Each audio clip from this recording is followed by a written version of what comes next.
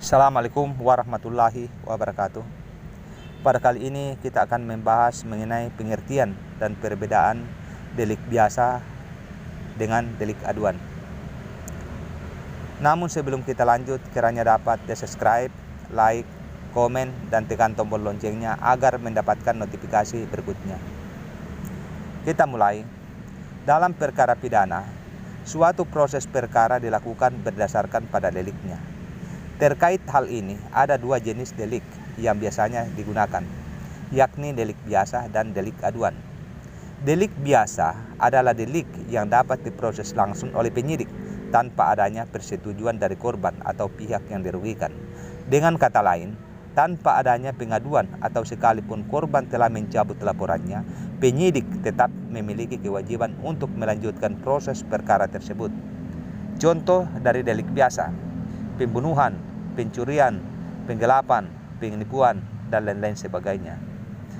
Selanjutnya adalah delik aduan, sebagaimana yang dimaksud di dalam Kamus Besar Bahasa Indonesia, mengertikan delik sebagai perbuatan yang dapat dikenakan hukuman karena adanya laporan atau pengaduan. Misalnya, pencemaran nama baik, sebagaimana yang dimaksud di dalam pasal 310 ayat 1 KUHP, menerangkan bahwa menyerang kehormatan atau nama baik seseorang dengan menuduhkan sesuatu hal yang maksudnya agar hal tersebut diketahui secara umum atau pencemaran nama baik dapat diancam pidana penjara paling lama 9 bulan atau denda paling banyak Rp450.000.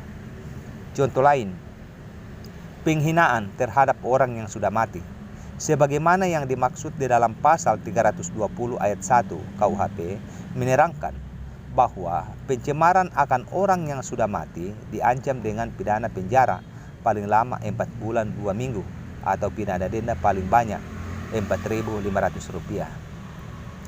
Kemudian diterangkan dalam pasal 320 ayat 2 KUHP bahwa kejahatan ini tidak akan dituntut tanpa adanya pengaduan dari salah seorang keluarga, saudara maupun dalam garis keturunan atau atas pengaduan suami atau istrinya.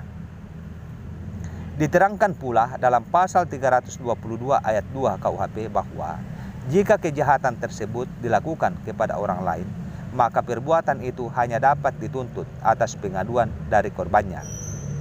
Contoh lain dari delik aduan, membuka rahasia perusahaan, sebagaimana yang dimaksud di dalam pasal 323 ayat 1 KUHP, menerangkan bahwa barang siapa yang dengan sengaja memberitahukan hal-hal khusus yang seharusnya dirahasiakan tentang suatu perusahaan, dagang, kerajinan, atau pertanian, di mana tempat ia bekerja atau tempat lamanya bekerja, diancam dengan pidana penjara paling lama 9 bulan atau pidana denda paling banyak Rp9.000.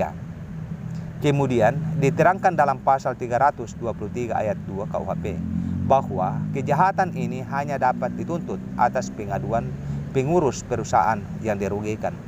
Mungkin sekian dulu. Mudah-mudahan dapat bermanfaat untuk kita semua. Assalamualaikum warahmatullahi wabarakatuh.